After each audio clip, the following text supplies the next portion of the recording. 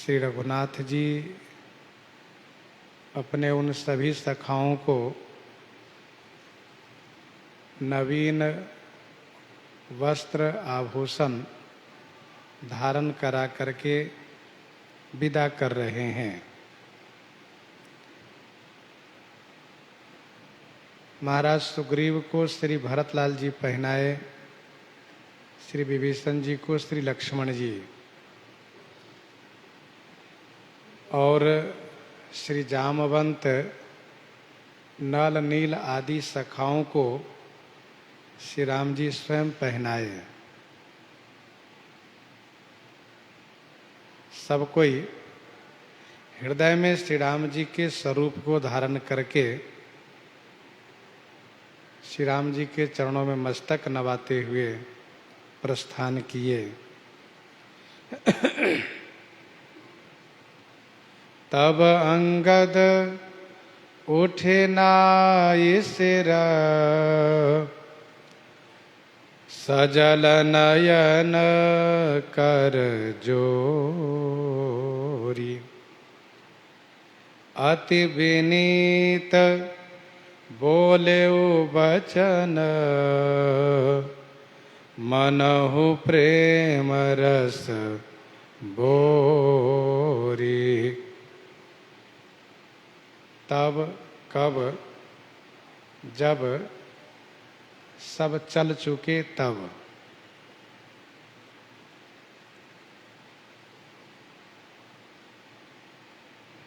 यह सोच करके कि कहीं ऐसा न हो कि स्वामी मुझे आदेश कर दें कि अब तुम भी जाओ, तो फिर कुछ कहने का मौका मुझे मिलेगा नहीं।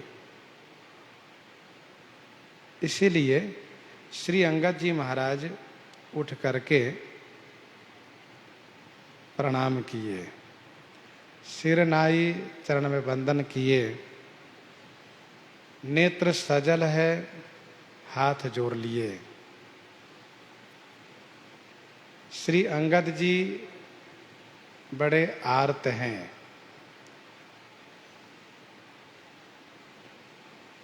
अति विनीत बोलेउ बचन, मनहु प्रेम रस बोरी। अति विनीत माने अतिशय विनम्र, मनहु प्रेम रस बोरी वचन बोलेउ। अति विनम्रता के साथ मानो प्रेम रस में डुबो करके वचन बोले। तब अंगद उठे नाई सिर,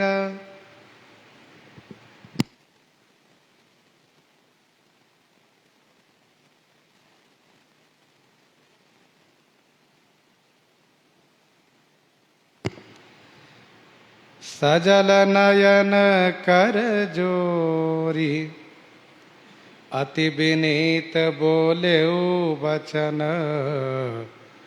मनहु प्रेम रस बोरी।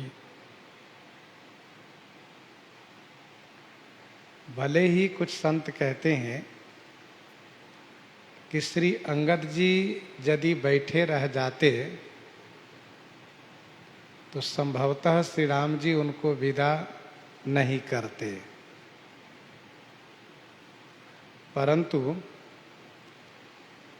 इस बात को भी समझना चाहिए कि उर प्रेरक रघुवंश विभूषण, हृदय में प्रेरित करने वाले श्री राम जी ही हैं।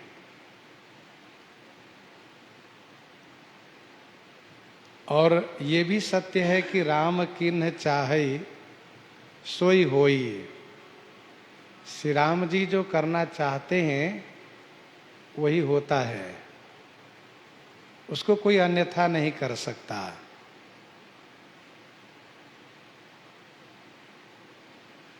सुमंत्र जी महाराज बहुत प्रयास किए कि हमें साथ में ही रख लीजिए, परंतु श्री राम जी उनको लौटा ही दिए। और यही इच्छा निषाद राज गुह की थी कि हम साथ में रह करके सेवा करें।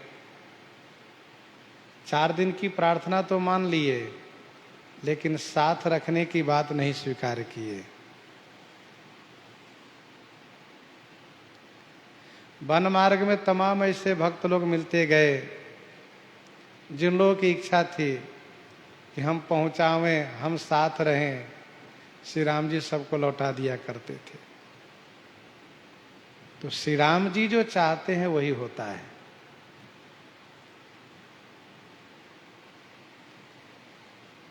श्री अंगद जी महाराज हाथ जोड़े हैं,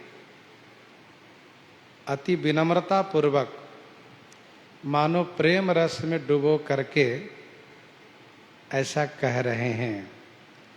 सुनो सर्वज्ञ कृपा सुख सिंधो,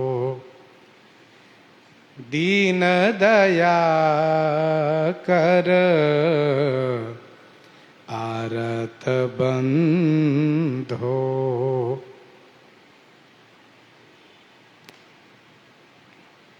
श्री अंगद जी पहला विशेषण दे रहे हैं, सुनो सर्वज्ञ। सर्वज्ञ माने सब आप जानते हैं, आपसे कुछ छुपा नहीं है। मैं क्या चाहता हूं ये आपसे छुपा हुआ नहीं है। जीव के हृदय में जहां इच्छा होती है वहां आप बैठे हुए होते हैं, आपको मालूम हो जाता है। आप सर्वज्ञ हैं, सब जानते हैं। ज्ञा माने जानना।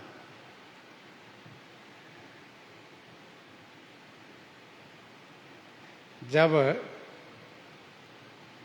हम जानते हैं तो फिर कहने की आवश्यकता क्या है? तो इसका उत्तर यह है कि स्वामी जानते हैं फिर भी स्वामी से कहना यह सेवक का धर्म है। आप कृपा सुख के सागर हैं। कृपा और सुख के सागर हैं।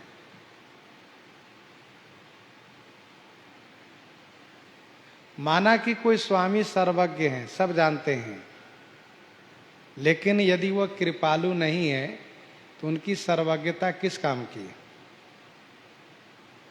उनके हृदय में दया ही नहीं है, कृपा ही नहीं है, तो वे जानकर ही क्या करते हैं? कुछ नहीं।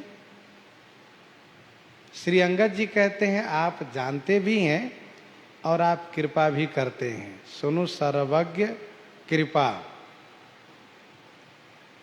दूसरी बात कि माना कि स्वामी सर्वज्ञ हैं, दयालु भी हैं, लेकिन उनमें वह सामर्थ्य नहीं है कि सुख प्रदान करें, तब भी उनकी सर्वज्ञता व उनकी दयालुता हमारे लिए हितकर नहीं है, हमारे लिए कल्याणकारी नहीं है। श्री अंगद जी ने कहा कि आप सुख सिंधो, सुख के सागर हैं। आप में जो विशेषण है वह यथार्थ रूप से घटित होता है। आप सब जानते भी हैं, आप कृपा भी करते हैं, आप सुख भी देते हैं।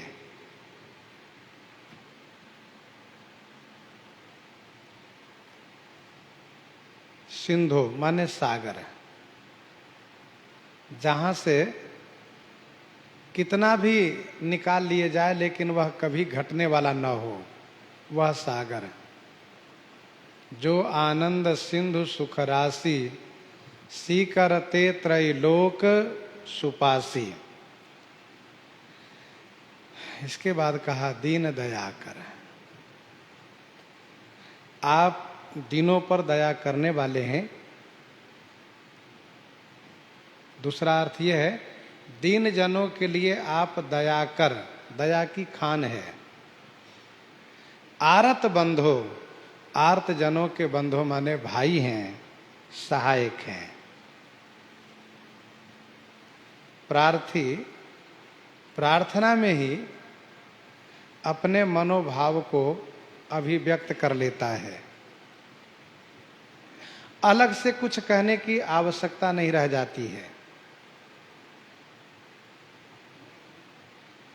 आप सर्वज्ञ हैं, कृपा और सुख के सागर हैं, दिनों पर दया करने वाले हैं, आर्त जनों के बंधु माने सहायक हैं, भाई हैं।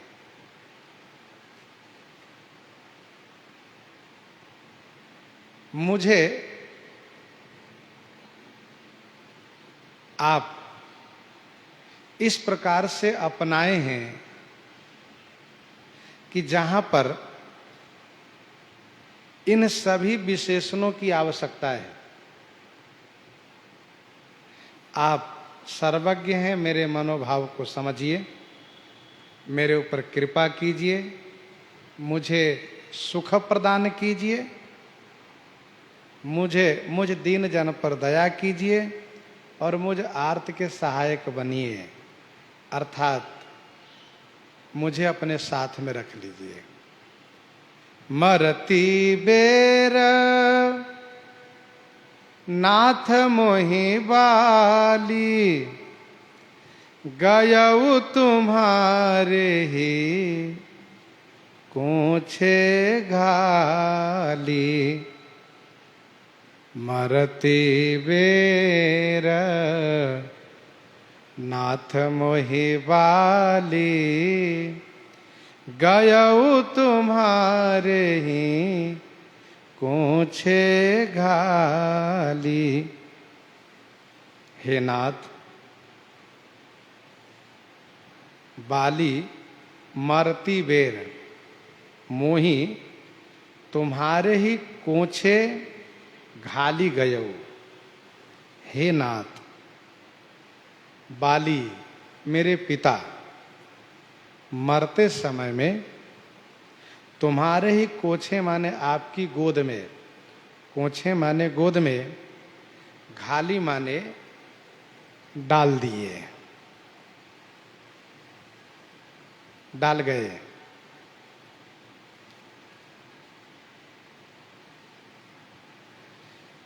मरती बेर नाथ मोहि बाली, गयऊ तुम्हारे ही कोछे घाली।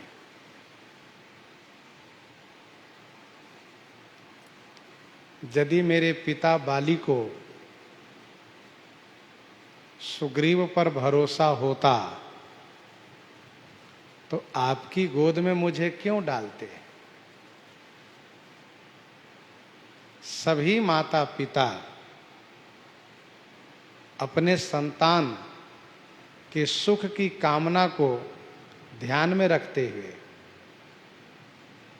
अपनी संतान के हित को ध्यान में रखते हुए, उसकी भलाई के लिए ऐसे व्यक्ति को सुपुर्द करना चाहते हैं, ऐसे के हाथ में देना चाहते हैं कि जहां उनकी संतान सुखी रहे, उनको कोई कष्ट न हो, कोई क्लेश न हो।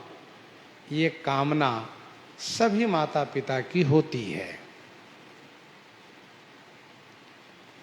मेरे पिता महाराज बाली राजनीति से भली भांति परिचित थे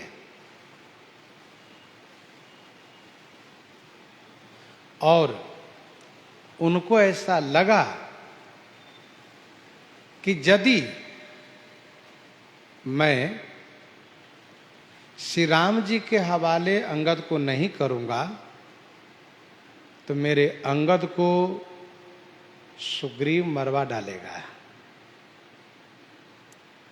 पिता बधे पर मारत मोही, राखा राम निहोरन ओही। राखा राम निहोरन ओही। पिता बधे पर मारत मोही।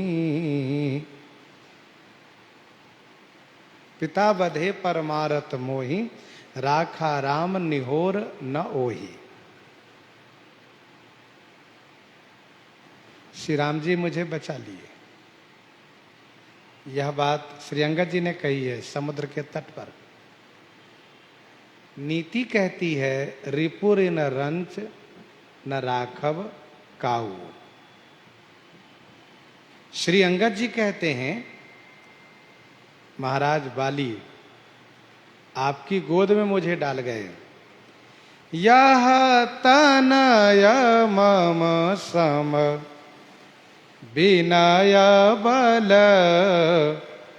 कल्याण प्रद प्रभु लीजिए गही बाह सुर नर नाह आपन दास अंगद कीजिए दास अंगद कीजिए।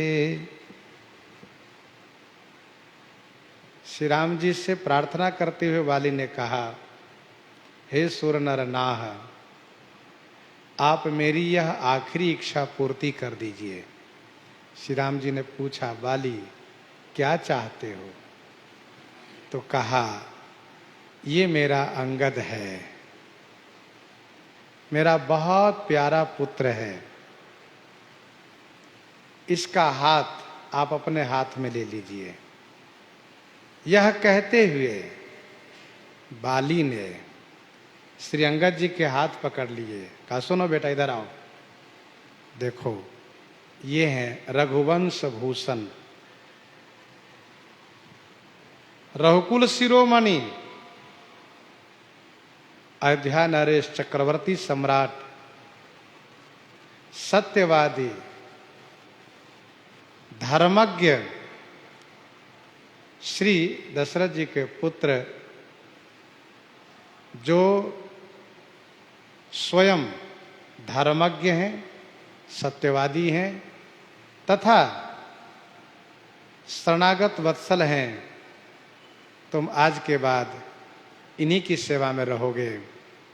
ऐसा कहते हुए बाली उनकी हाथ को लेकर के श्री राम जी के हाथ में रख दिए। जिस प्रकार से पिता कन्यादान करते हैं उसी प्रकार से बुद्धिमान बाली पुत्र दान किए, कन्यादान के जैसे। उस बात को श्री अंगद जी ने भली भांति समझा, विचार किया कि मेरे पिताजी इस प्रकार से सोच विचार करके श्री राम जी के हाथ में सुपुर्द क्यों किए।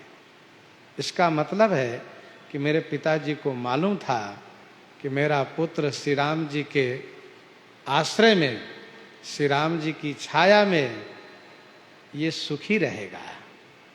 श्री अंगद जी कहते हैं प्रभु मरती बेर नाथ मोहि बाली गयो तुम्हारे ही कुछे घाली असरन सरन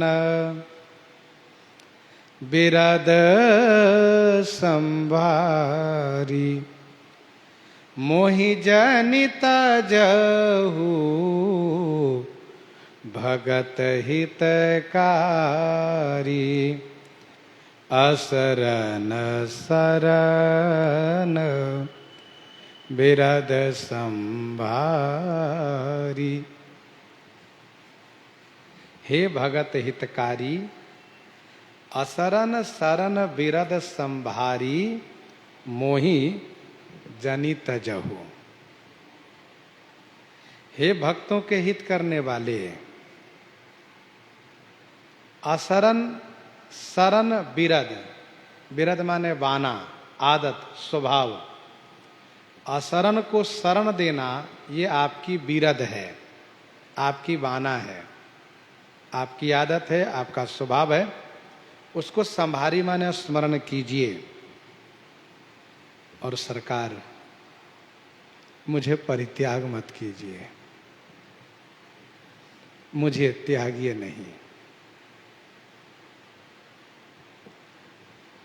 इतने दिन साथ में रह करके अंगद जी श्री राम जी के स्वभाव से भली भांति परिचित हो चुके हैं। तब जब पिताजी ने सौंपा था तब तो अंगद जी कुछ नहीं जानते थे, परंतु अब तो बहुत कुछ जान चुके हैं। श्री अंगद जी के मन में यह बात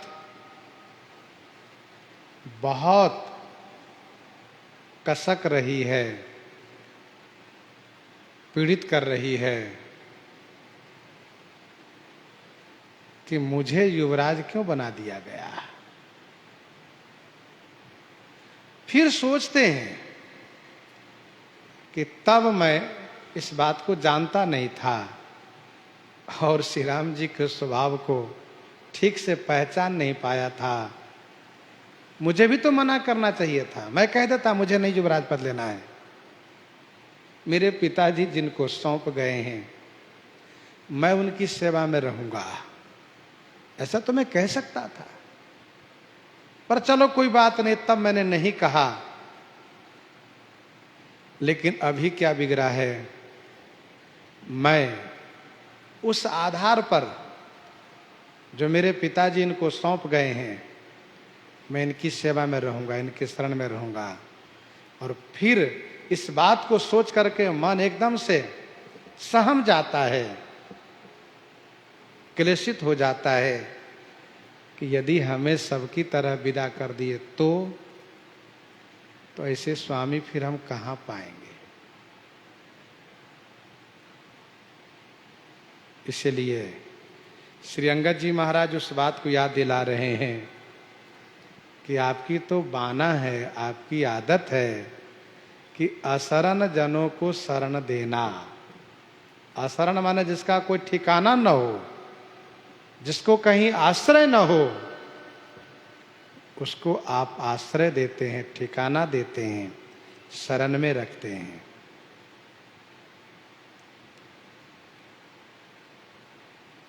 विनय पत्रिका 99 में, विनय पत्रिका 99 में गोस्वामी जी ने लिखा, बिरद गरीब निवाज राम के,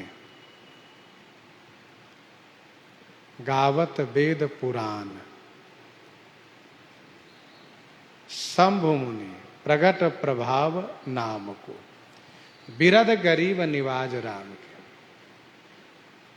गरीब निवाज यह श्री राम जी की बिरद है, बाना है।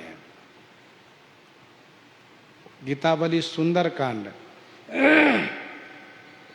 45 पद में श्री राम जी ने स्वयं कहा, सत्य कहो मेरो सहज सुभाव, सत्य कहो मेरो सहज सुभाव, सुनहु सखा कपिपति लंकापति, तुम सन कवन दुराऊ।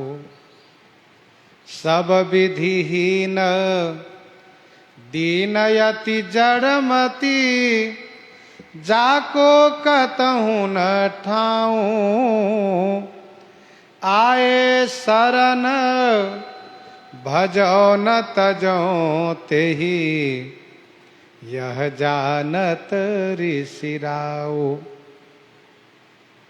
जिनके हों हित सब प्रकार चित, नाहिन और उपाऊ, तिनहि लागी धरी देह करो सब, डरऊ न सुजस नसाऊ, डरऊ न सुजस नसाऊ।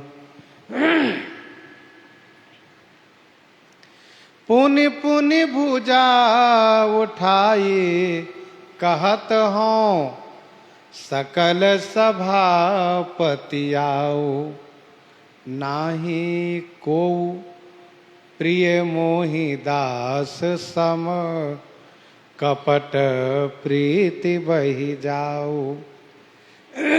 सुनि रघुपति के बचन विभीषण, प्रेम मगन मन चाऊ। तुलसीदास तजी आस त्रास सब, ऐसे प्रभु कह गाओ। तो असरन शरण बिरद संभारी, मोहि जनि तजहु भगत हितकारी। स्वामी आप मुझे परित्याग नहीं कीजिए।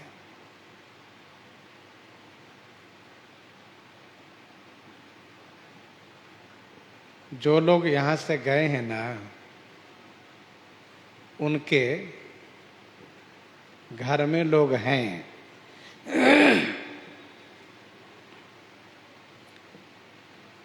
कोई अपने प्रभु से मिलने जा रहे हैं, कोई गुरुजी से, कोई पिताजी से, कोई माताजी से। लेकिन मेरे लिए आपके सिवा कोई नहीं है संसार में। मोरे तुम प्रभु गुरु पितु माता, मोरे तुम प्रभु गुरु पितु माता। जाऊं कहाँ तजी पद जल जाता, मोरे तुम प्रभु गुरु पितु माता।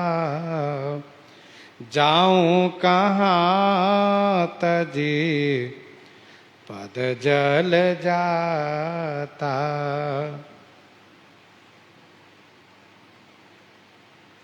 प्रभु मेरे लिए तुम माने आप ही गुरुजी हैं, पिताजी हैं, माताजी हैं।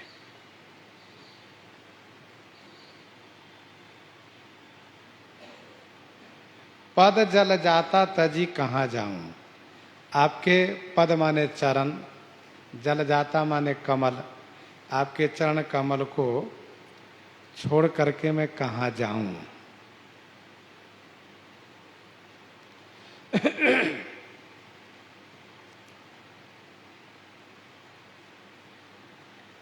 एक लोग अर्थ कर रहे थे, जाऊं कहाँ तजी पद जल जाता। आपको छोड़ के कहाँ जाऊं, मेरा पांव जल जाएगा। लेकिन ये अर्थ किसी भी प्रकार से उचित नहीं है। पद जल जाता श्री राम जी के चरण का विशेषण है। जल जाता अर्थात जल जाता माने कमल। आपके चरण कमल को छोड़ करके मैं कहाँ जाऊं। मोरे तुम प्रभु गुरु पितु माता। सबके लिए अलग अलग रिश्ते नाते में लोग हैं, और मेरे लिए कहीं कोई नहीं, सब एक आप ही हैं।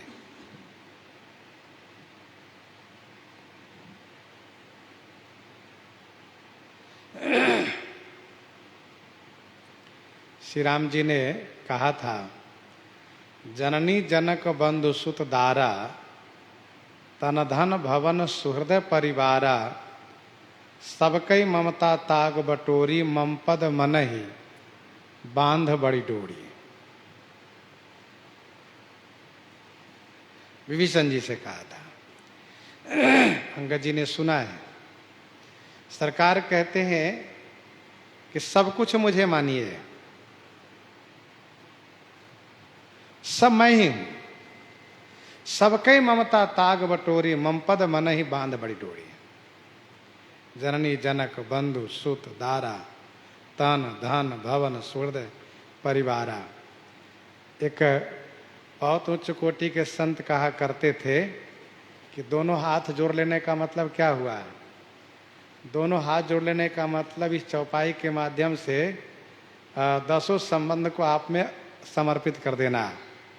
इस चौपाई में 10 संबंध दर्शाए गए हैं। जननी, जनक, बंधु, सूत, दारा, तन, धन, भवन, सुहृदय, परिवार। दोनों हाथ जोड़ने का मतलब ये सारे संबंध, सारे रिश्ते आपके श्री चरणों में हैं। तो श्री अंगद जी कहते हैं कि मेरे लिए न कोई प्रभु है, न गुरु है, न पिता है, न माता है। ऐसा कहा।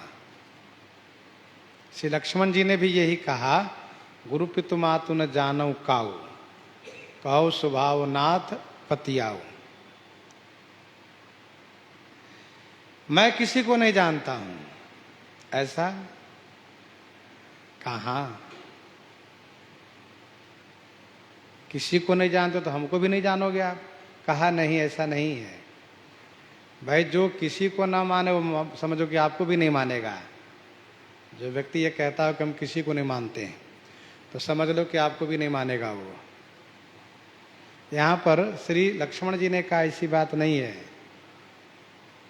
मेरे लिए सब कुछ आप है। और शास्त्र ये कहता है कि ठाकुर जी में सभी संबंध प्रस्थापित कर देना चाहिए। त्वमेव माताश्च पिता त्वमेव, त्वमेव बंधुश्च सखा त्वमेव, त्वमेव विद्या द्रविणं त्वमेव, त्वमेव सर्वं मम देव देव।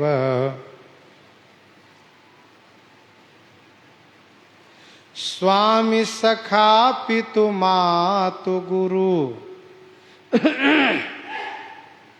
स्वामी सखा पितु मातु गुरु, जिनके सब तुम तात। स्वामी सखा पितु मातु गुरु, जिनके सब तुम तात। मन मंदिर तिनके बसहु, सिय सहित दो भ्रात, सिय सहित दो भ्रात। मन मंदिर तिनके बसहु, सिय सहित दो भ्रात।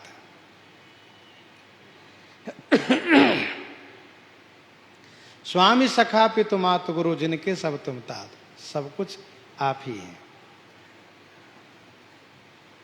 माता रामो मत पिता रामचंद्र, स्वामी रामो मत सखा रामचंद्र। सब श्री राम जी हैं। श्री अंगद जी उसी बात को कहते हैं कि मोरे तुम प्रभु गुरु पितु माता। कवितावली उत्तरकांड 36 पद में गोस्वामी जी ने लिखा, राम है मातु पिता गुरु, बंधु और संगी सखा सुत, स्वामी स्नेही राम की सौहे, भरोसो है राम की, राम रंग्यो रुचि राच्यो न केही। जियत राम मुए पुनि राम, सदा रघुनाथ ही की गति जेही। सोई जियई जग में तुलसी, न तू डोलत और मुए धरि देही, न तू डोलत और मुए धरि देही। श्री राम जी ही सब कुछ है। सत्य तो ये है कि शरीर के जितने रिश्ते नातेदार हैं सब नश्वर हैं, क्योंकि शरीर ही नश्वर है। इसके संबंध से जो नाते रिश्तेदार होंगे नश्वर तो होंगे ही,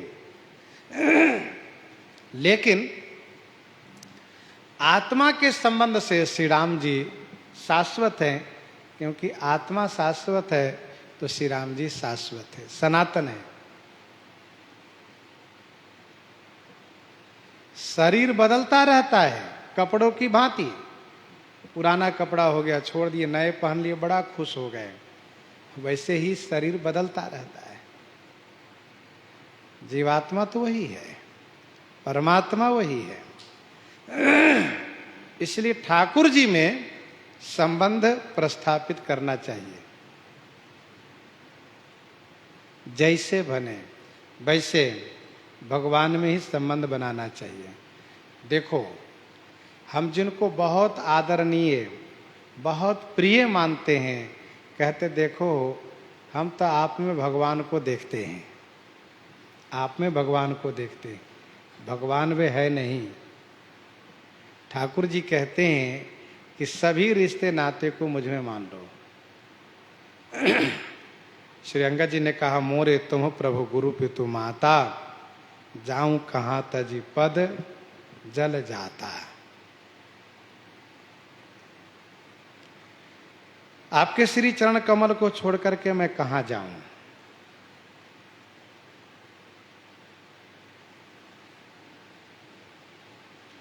एक संत जी कथा सुना रहे थे कि एक संत के पास एक चादर था, उसी से वे सब काम करते थे। जैसे कि बिछा के सो भी गए, भिक्षा भी ले लिए उसी में, उसी को ओढ़ भी लिए चलते समय में। इस प्रकार से सारा प्रयोग उसी से करते, एक ही से। और उसका आशय ये था कि मेरा एक जो चादर है यही सब काम करता है, इसी को आप बिस्तर मान लीजिए, चादर मान लीजिए, भिक्षादानी मान लीजिए। वैसे ही ठाकुर जी में एक हो करके कि सभी रिश्ते नाते से वही एक है। एक भरोसो, एक बल, एक आस विश्वास, एक राम घनश्याम हित चातक तुलसी दास। तुम ही बिचारी कहु नर नाहा, तुम ही बिचारी कहु नर नाहा, प्रभु तजि भवन काज मम काहा, प्रभु तजि भवन काज मम काहा। हे नरनाहा, तुम्हें विचारी कहो। हे महाराज, आप स्वयं विचार करके कहिए, प्रभु तजि भवन काज मम काहा। प्रभु आपको तजी माने छोड़ करके भवन माने घर में मेरा क्या काम है, मैं वहां जाकर क्या करूंगा। वहां के राजा महाराज सुग्रीव हैं, उनके मंत्री हैं, उनके सेनापति हैं, उनके राज्य कर्मचारी लोग हैं, सब लोग करेंगे। ऐसा नहीं कि मेरा वहां न जाने से कोई बड़ा नुकसान हो रहा हो, ऐसा भी कुछ नहीं है। बल्कि एक सच्चाई यह है कि मैं वहां जाऊंगा तो बहुत संभव है कि महाराज सुग्रीव के मन में इस बात को लेकर के खटका रहेगा। किस बात को? कि मेरे मरने के बाद अंगद ही राजा बनेगा, मेरा पुत्र तो राजा बनेगा नहीं। अच्छा, राजपद, राज सत्ता ऐसी चीज है कि उसको लेकर के अपनों के प्रति भी भयंकर विरोध हो जाता है,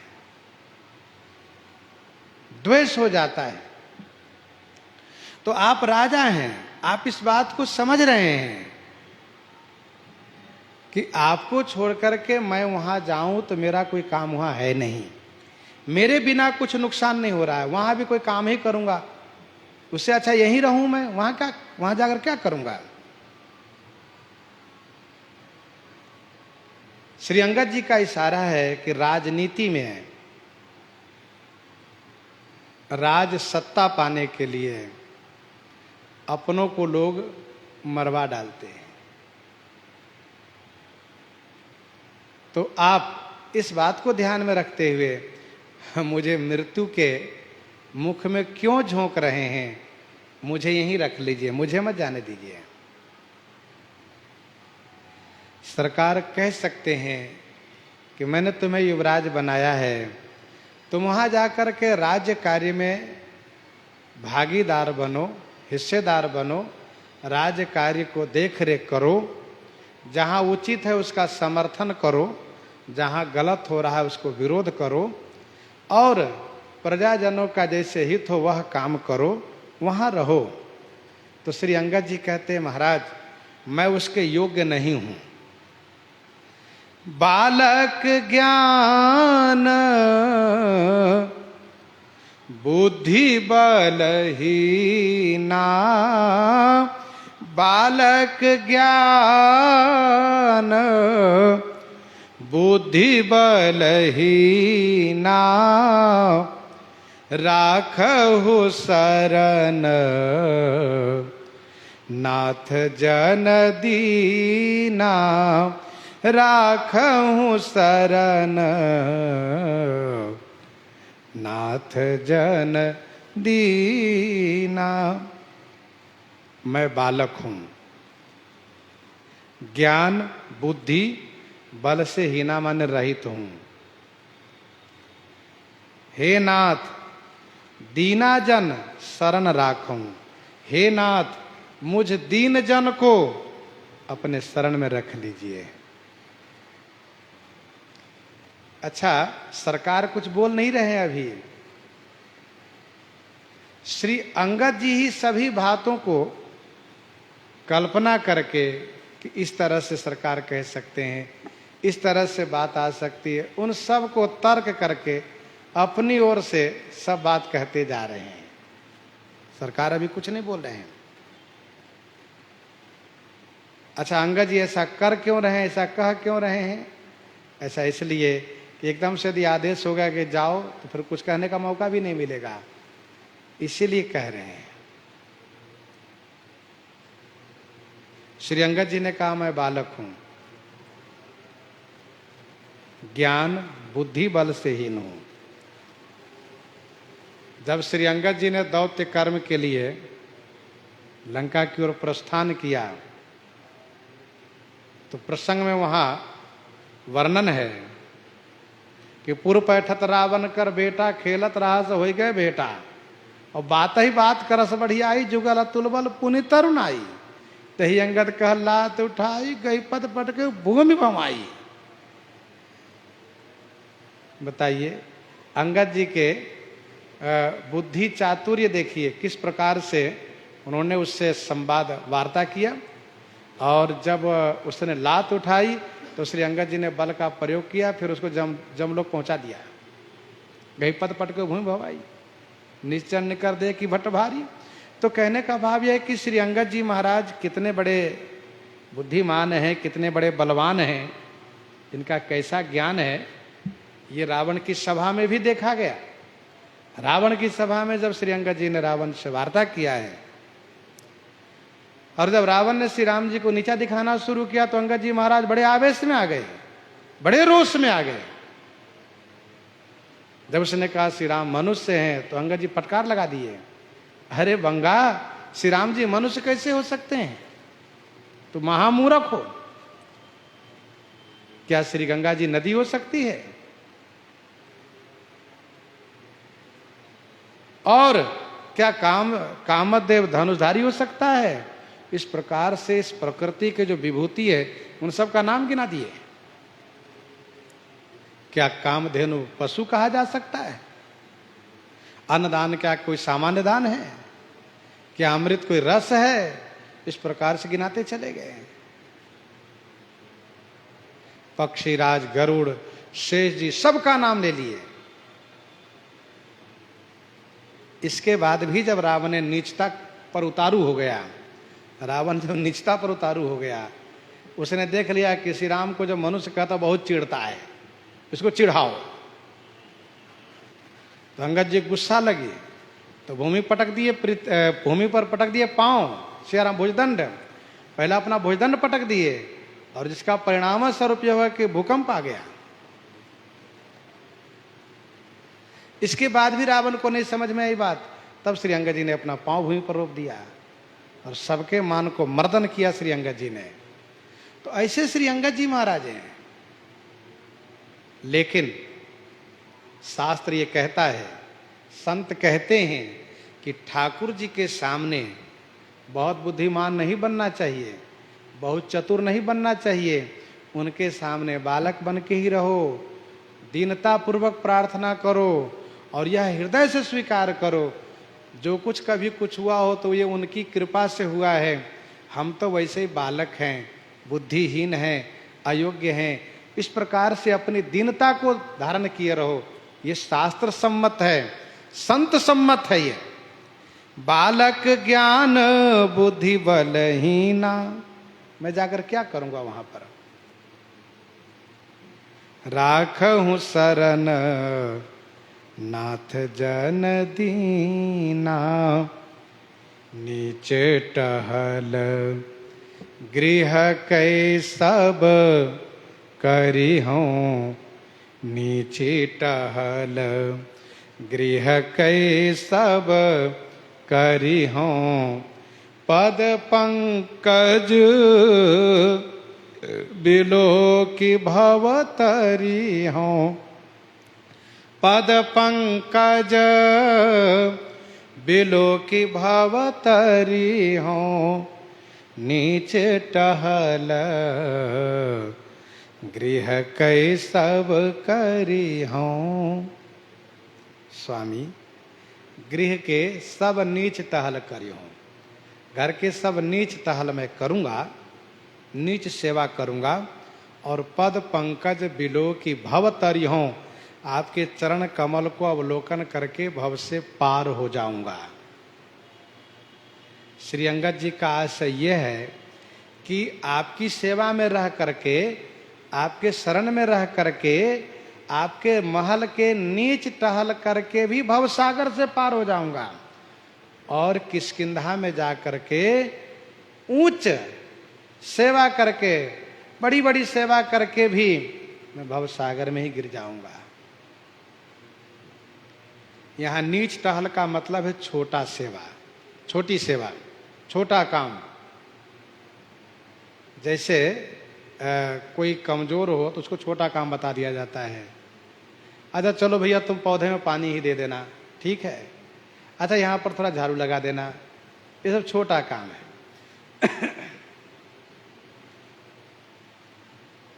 अमुक वस्तु को उठा के यहाँ से वहाँ रख देना, ये सब छोटा काम होता है। नीच टहल गृह कै सब करी हूँ। वेदों में ऐसा वर्णन है, वेदों में ऐसा वर्णन है कि गृह संबंधित जो कार्य है, गृह संबंधित जो कार्य है वह भाव में डालने वाला है, भाव में, संसार में डालने वाला है, इसलिए वह नीच टहल है। लेकिन भगवत संबंधित हो जाने से वह कैंकर्य हो जाता है। भगवत संबंधित हो जाने से वह कैंकर्य हो जाता है और वह कैंकर्य भजन हो जाता है और वह भव में, भव से पार करने वाला हो जाता है। वह कैंकर्य भजन कहलाता है और वही भव से पार करने वाला हो जाता है। कैंकर्य, मकारार्थो जीव सकल विधि कैंकर्य निपुणः। श्री राम मंत्र के अर्थ में यह बात बताया गया है कि मकारार्थो जीव सकल विधि कैंकर्य निपुणः। मकार जीव का अर्थ होता है, र अ म, तो मकार अर्थ जीव का होता है। जीव का मतलब यह है कि ठाकुर जी की सेवा संबंधित सभी कैंकर्य में निपुण होना चाहिए। सभी कैंकर्य, जैसे कि महाराजा श्री अम्बरीश जी, श्रीमद् भागवत महापुराण में उनकी कथा प्रस्तुत है। श्री अम्बरीश जी महाराज सभी कैंकर्य स्वयं करते थे। भगवत संबंधित जो भी कार्य है सब कैंकर्य संज्ञक है और भजन उसका नाम है, वो भजन हो जाता है। हम नहाने जा रहे हैं, क्यों? भगवान के लिए पुष्प लाना है, भगवान के लिए तुलसी उतारना है। अच्छा इसलिए नहा रहे हो, कहाँ? तो ये हो गया भजन। और एक व्यक्ति वो नहाने जा रहा है, कौन? कहाँ जा रहे हो? नहाने जा रहे हैं। क्यों? कहा नहाने जा रहा हूँ खाने के लिए, नहा के आकर खाऊंगा। तो वो भजन नहीं रह गया, वो पेट पोषण हो गया। इतना ही अंतर हो जाता है। देखो कार्य वही है, दिनचर्या वही है। साकेतवासी पूज्य संत श्री गोपालाचार्य जी कहते थे कि यदि ठीक से विचार करें तो वैष्णव का सारा जीवन भजन में ही है। सोते क्यों हो? भजन करने के लिए। थोड़ा सो लूंगा तो भजन में मन लगेगा। अच्छा तो ये भजन हो गया। और क्यों सोते हो? सुखी होने के लिए। तो भजन नहीं रह गया, वो केवल विचारों में परिवर्तन होना है, भजन हो जाता है। तो नीच टहल गृह कई सब करियों, पद पंकज बिलो की भव तरियों। ठाकुर जी की सेवा सब बराबर है, कोई नीच नहीं है, कोई छोटा नहीं, कोई बड़ा नहीं है, सब बराबर है। ये श्री अंगद जी की दैन्यता है, कार्पण्यता है, जो कहते हैं नीच टहल गृह कई सब करियों, पद पंकज बिलो की भव तरियों। ऐसा कह करके अंगद जी एक बार पुनः श्री राम जी के चरण में गिर जाते हैं और कहते हैं प्रभु मेरी रक्षा कीजिए। और एक प्रार्थना है कि अब आप मुझे घर जाने के लिए नहीं कहिएगा। हम लोग भी चाहेंगे कि ठाकुर जी ऐसी कृपा करें कि घर जाने को न कहें। प्रसंग को यहीं पर हृदयांगम करते हुए आइए श्रवण करते हैं श्री भक्तमाल जी से। हाँ संत भगवान श्री राम नाम की गर्जना हो जाए। सीताराम युगल गर्जना हो जाए संत भगवान।